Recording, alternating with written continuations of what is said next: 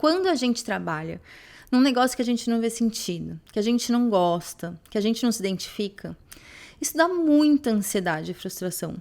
A gente se vê que nem naquela rodinha do hamster, sabe? A gente tá correndo, mas não tá chegando em lugar nenhum. E aí dá uma sensação de que a gente tá perdendo tempo, de que a gente tá desperdiçando a nossa vida, o nosso potencial, a nossa energia, em coisas que não fazem sentido pra gente.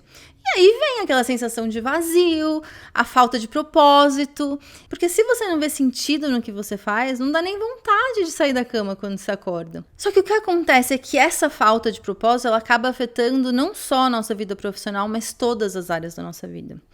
Então, por mais que sim, a gente tenha que trabalhar, não tem opção, mas será que não dá para ter os dois? Trabalhar para ganhar dinheiro, pagar as contas, mas também gostar do que você faz, ver sentido, ter prazer? E eu fiz esse vídeo pra gente conversar exatamente sobre isso. Eu vou contar pra você a virada de chave, que depois de 22 anos batendo a cabeça pra me encontrar, fez com que eu finalmente entrasse na direção certa, os 3 bloqueios na busca profissional e como destravar cada um deles para que você comece a dar os primeiros passos na direção de uma carreira que te realize de verdade.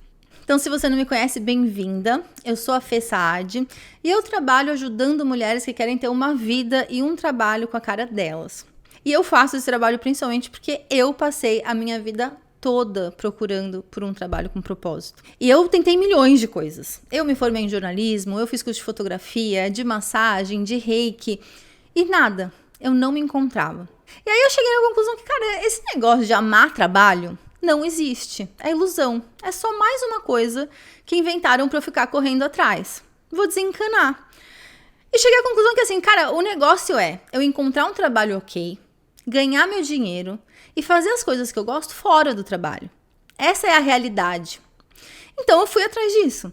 Só que quando eu cheguei lá pelos meus 30 anos, eu cheguei numa certa condição financeira confortável. Depois de anos de perrengue, porque eu imigrei aqui pra Austrália quando eu tinha 23, depois de anos sem grana, eu tava finalmente com o dinheiro pra fazer as coisas que eu gostava. Eu não era rica, mas eu já tinha dinheiro pra fazer o que pra mim era ser feliz. Então eu viajava o mundo todo, eu tava ajudando família no Brasil, juntando dinheiro pra comprar uma casa, pra abrir meu próprio negócio um dia. E eu achei que aí, ótimo, aquela angústia existencial não ia existir mais. Porque eu tava podendo fazer as coisas que me realizavam fora do trabalho. Só que foi justamente aí, quando a grana começou a entrar, que piorou muito.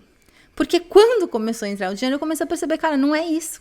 Não é suficiente. Algo dentro de mim não conseguia se conformar que eu tinha que trabalhar 5 dias na semana para curtir 2, para ser eu de verdade em 2. Que eu tinha que trabalhar 11 meses do ano para poder viver e ser feliz em 1. Nas férias. Então eu não tava conseguindo me conformar. E por mais que eu tentasse, esse incômodo com o tempo foi só piorando, até que eu entrei numa depressão. E aí eu não queria mais sair da cama, as coisas que me faziam feliz perderam a graça, eu não queria ver ninguém, eu não queria falar com ninguém, eu só comia, eu só dormia, e a vida parou de fazer sentido. E foi nessa fase que eu tive essa grande virada de chave que fez com que eu finalmente me encontrasse profissionalmente. Porque a pergunta que eu sempre fiz a minha vida toda, principalmente quando eu estava perdida, era: o que eu faço da vida? O que eu faço da vida? E essa pergunta fazia com que eu olhasse as minhas opções profissionais meio como se fosse um buffet. Sabe quando vai no quilo? E aí você vai olhando o que parece legal, você vai botando no prato e você termina com um prato totalmente aleatório, com palmito, lasanha, feijão, coxinha e um pedaço de manga. Os meus pratos no quilo é sempre assim. Eu não gosto de ir no quilo por causa disso. E essa era exatamente a minha vida profissional. Porque eu ia olhando pro mundo o que parecia legal, ia botando no meu prato e cheguei num ponto que eu tinha um monte de coisa nada a ver. E quando eu tava entrando nesse processo de depressão, essa pergunta, o que eu faço da vida, ela não cabia muito. Porque quando você tá com depressão, você não quer fazer nada. A resposta era nada. Pra eu sair daquele estado, eu vi que essa pergunta não ia me ajudar. Eu comecei a buscar uma pergunta que fosse fazer com que eu quisesse fazer alguma coisa. Porque ali, esse era o meu problema. Querer fazer alguma coisa. E foi nisso que a minha grande virada de chave aconteceu. Inclusive, o ponto de virada que fez com que eu conseguisse enxergar e desbloquear as travas que a gente já vai conversar. Eu parei de me perguntar o que eu faço da vida e eu comecei a me perguntar o que faz sentido pra mim. Porque naquela altura, A minha vida não estava fazendo sentido.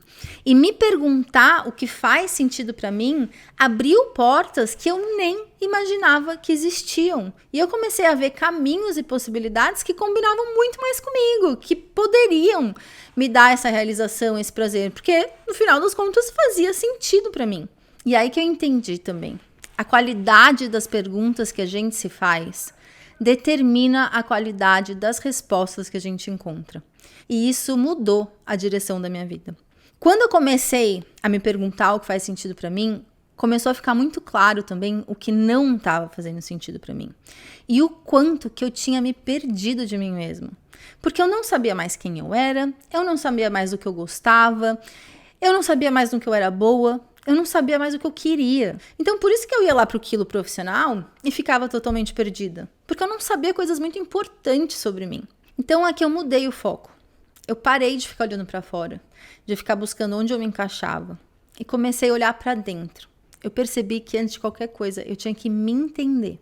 Eu comecei a me reconectar com o meu potencial, me sentir viva de novo. Comecei a resgatar várias partes minhas que eu tinha deixado dormir ao longo do tempo.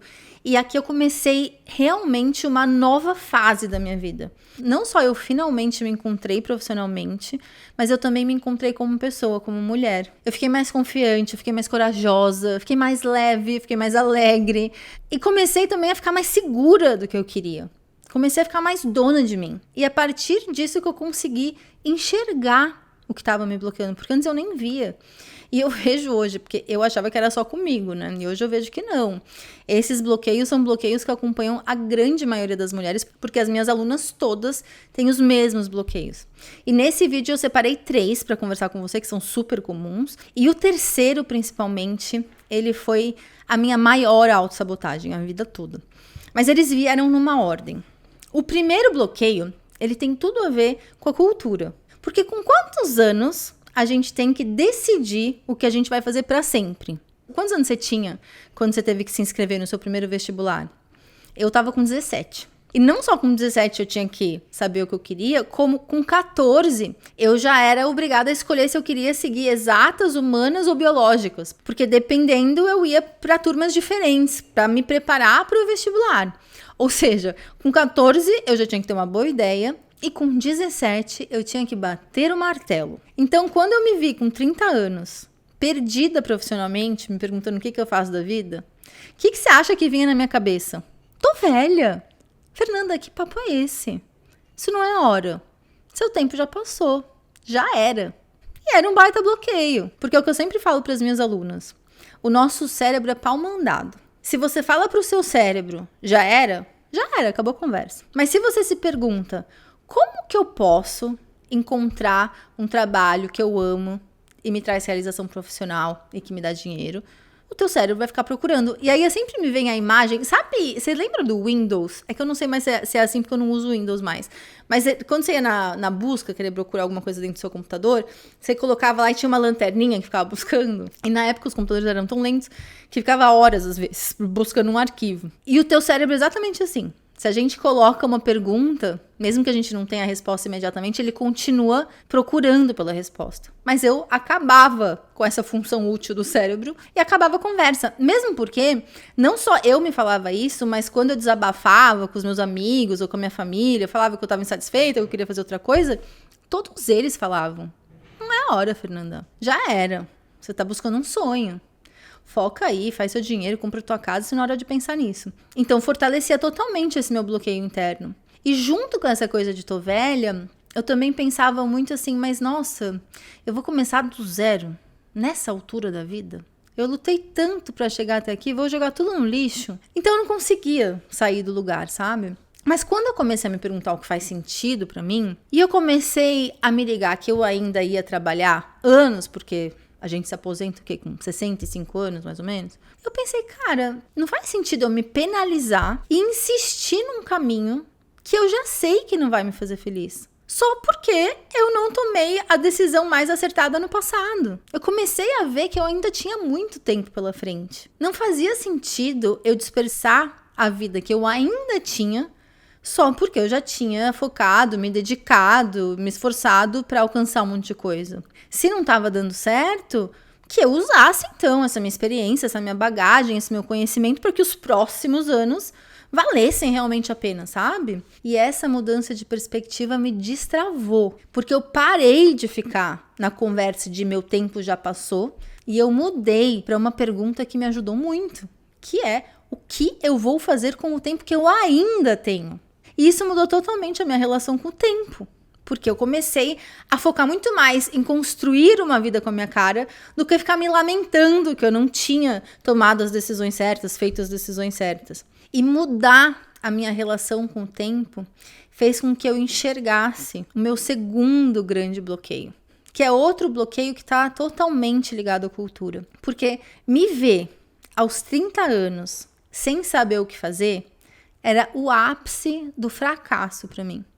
Eu morria de vergonha de ser a filha, a amiga, a mulher que não sabe o que fazer com 30 anos de idade. E isso acontecia porque eu tinha uma imagem de quem eu deveria ser aos 30 anos. E nessa imagem, eu era uma mulher forte, poderosa, confiante, sabe? Tipo, senhora do destino, assim, sabe? Sabe o que quer e vai atrás, sem medo de nada.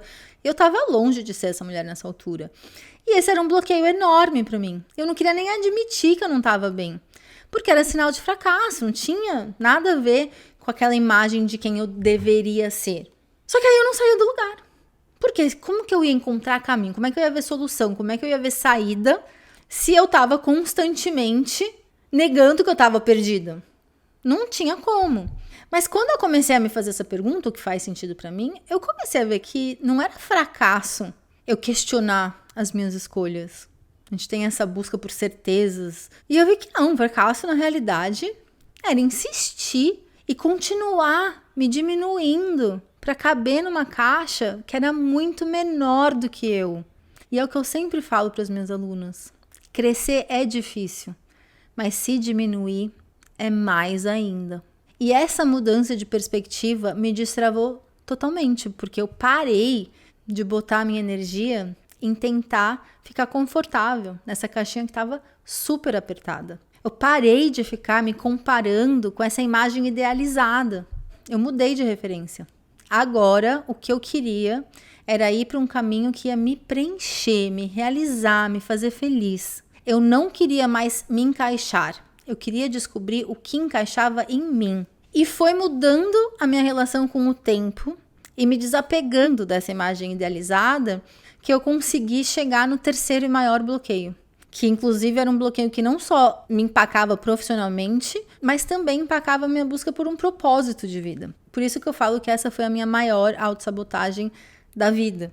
Porque como eu tinha todas essas expectativas de quem eu deveria ser com tal idade, do que eu deveria ter conquistado, o meu nível de autocobrança e o meu nível de autocrítica eram muito altos. E isso me deixava constantemente num estado de ansiedade, de estresse, de insegurança. Eu nunca me achava boa o suficiente para nada. E faz sentido. Porque você imagina se você tivesse uma amiga que tá com você 24 horas por dia. Ela acorda com você, ela dorme com você, ela almoça com você, ela vai nas suas reuniões de trabalho, ela vai levar seu filho na escola, tá ali com você o tempo inteiro. E imagina que essa amiga, não importa o que você faça, ela sempre fala que você não fez o suficiente. Se você faz um negócio legal, ela fala, mas isso aí qualquer um faz, né? Imagina essa amiga que você fala pra ela que você vai testar uma coisa nova que você quer mudar, ela fala, se enxerga, amiga, você não é boa o suficiente, você não tem cacife pra isso. Quem você tá achando que você é? Uma amiga que estiver sempre te falando que você tá atrasada na vida, que você é uma vergonha, que quando você estivesse triste, insatisfeita, querendo mudar de vida, falasse, para, o problema é você não tá feliz com nada, você é uma mal agradecida. Podia estar tão pior, tanta gente querendo estar no seu lugar e você só reclama. Credo. Desse jeito você vai perder até o que você tem. Imagina você ter uma amiga dessa. Será que com uma amiga dessa do seu lado, por anos te botando pra baixo, você ia se sentir animada, você ia acordar tipo entusiasmada para viver o dia, atrás de novos desafios, acreditando no seu potencial? Ou será que você ia viver cansada, estafada, insegura, se colocando para baixo, se sentindo incompetente, incapaz, insuficiente? Para mim, foram anos desse segundo cenário. Porque eu percebi que eu tinha um relacionamento abusivo comigo mesma. E não adiantava o que eu fazia, o quanto eu me esforçava. Eu sempre me falava que eu poderia ter feito mais, que eu poderia ter feito melhor. Eu era super dura comigo mesma. Super tipo, ai, para de frescura, engole o choro, chega de mimimi. Super cruel, super crítica. E isso acabava com a minha criatividade, com a minha vontade de crescer, de aprender, de evoluir. Isso fazia com que eu não acreditasse que eu tinha muito a oferecer para o mundo. E foi me tratando desse jeito que eu me perdi totalmente de mim mesma. Porque como é que eu ia saber quem eu era, o que eu gostava, no que eu era boa, o que eu queria, se tudo que eu fazia era me criticar, me botar para baixo, me reprimir, me subestimar? Mas quando eu comecei a me perguntar o que faz sentido para mim, sem querer eu comecei a mudar esse relacionamento comigo mesma. Porque eu parei de me ver como inimiga de mim mesma e eu comecei a me ver como uma amiga, a me tratar como uma amiga. Porque eu comecei a me ouvir. Eu comecei a me ouvir para querer entender e não para criticar, sabe? Comecei a querer entender o que era importante para mim, o que é que eu realmente queria, o que eu estava sentindo, quais eram os meus desejos, as minhas vontades. Tirando a parte de eu querer agradar os outros, o que é que estava por trás das minhas escolhas, sabe? Eu comecei a dar valor para mim mesma, comecei a me bancar mais. E foi nesse processo que eu consegui virar a Fernanda Senhora do Destino. Confiante, segura, porque eu estava ali do meu lado, cuidando de mim, com carinho, com paciência.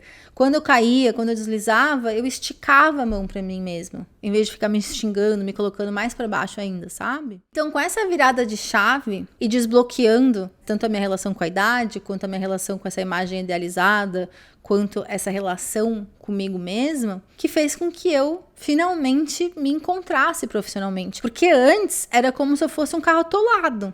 Por mais que eu botasse energia, eu ficava com a roda e não saía do lugar, sabe? E essas mudanças de perspectiva que fizeram com que eu desatolasse e começasse a entrar em movimento. Mas aí, uma vez que eu comecei a entrar em movimento, eu comecei a me perguntar, tá, mas como é que eu me organizo para ir na direção certa? Porque eu não queria perder mais tempo. E aí eu passei por 3 etapas. Simples até, mas etapas que fizeram com que eu tivesse clareza de quais eram esses próximos passos concretos para eu conseguir, de fato, mudar a minha vida profissional, sabe? Sair do mundo das ideias e botar a mão na massa, ir lá fazer acontecer com confiança. Então, para conseguir te explicar com calma essas 3 etapas, para você também conseguir se organizar e dar passos concretos na direção de uma nova vida profissional, eu gravei esse outro vídeo aqui para você. Então, clica aqui e bora continuar esse papo por lá.